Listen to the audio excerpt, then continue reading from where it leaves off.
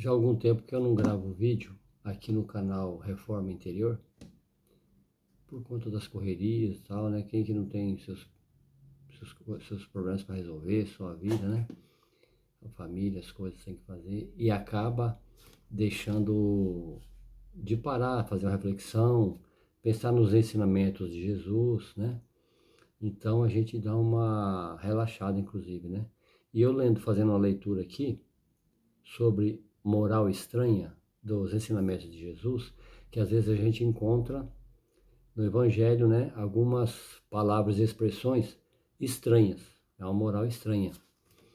E refletindo sobre isso, eu queria compartilhar, porque depois de muitos anos a gente, né, fazendo essas leituras dos ensinamentos de Jesus, e a gente muitas vezes não entende. E hoje eu compreendi por conta de algumas explicações que tem aqui no Evangelho, né? E queria compartilhar.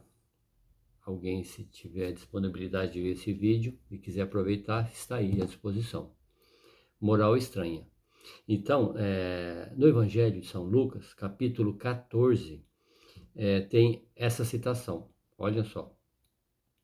Uma grande multidão de povo caminhando com Jesus, ele se volta para eles e lhes diz: Se alguém vem a mim e não odeia seu pai e sua mãe, sua mulher e seus filhos, seus irmãos e suas irmãs, e mesmo sua própria vida, não pode ser meu discípulo.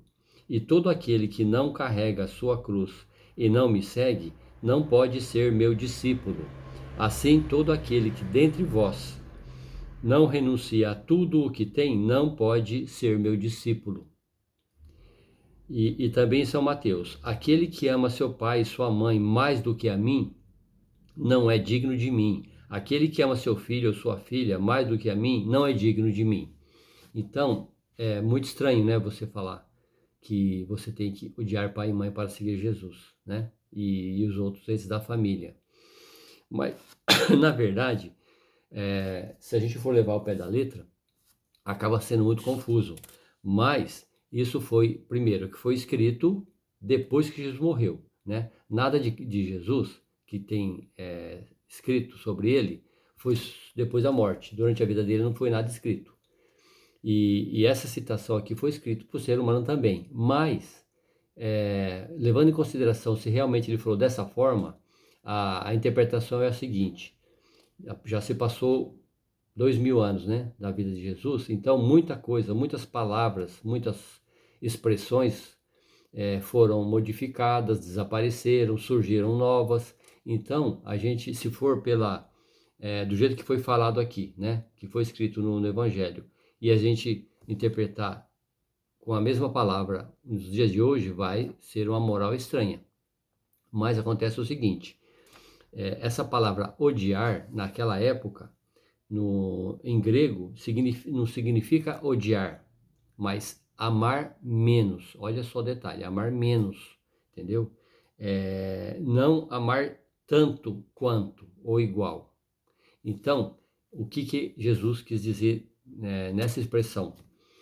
Que se para seguir os seus ensinamentos, seguir a Ele, e com sabedoria e com amor e tudo mais, a gente tem que amar menos o pai, a mãe, o esposo, a esposa, os filhos, os irmãos.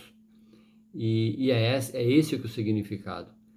Porque à medida que você ama menos os seus entes queridos, à sua volta, seus amigos, todos, e a si mesmo, né? Você tem que amar menos a si mesmo também e amar mais a Jesus, aos seus ensinamentos, às suas leis de Deus que ele veio nos apresentar. Então, o que significa isso? Se a gente levar muito seriamente, muito em cima deste amor, que a gente tem um amor mundano que é muito relativo, a gente tem que pôr, na verdade, um amor maior em Jesus. Mas esse amor maior em Jesus é o amor maior, o amor universal, o amor fraternal, o amor puro. É esse amor que você tem que compreender. Porque à medida em que os amores, as convivências mundanas, se a gente viver só elas, a gente acaba incorrendo em erro, em discussões, em brigas.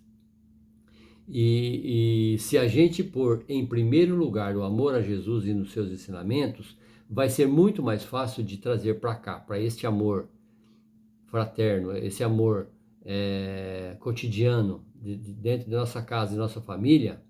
Vai ser muito mais fácil você lidar com esse amor que vai ter os conflitos, as angústias, né, as discussões.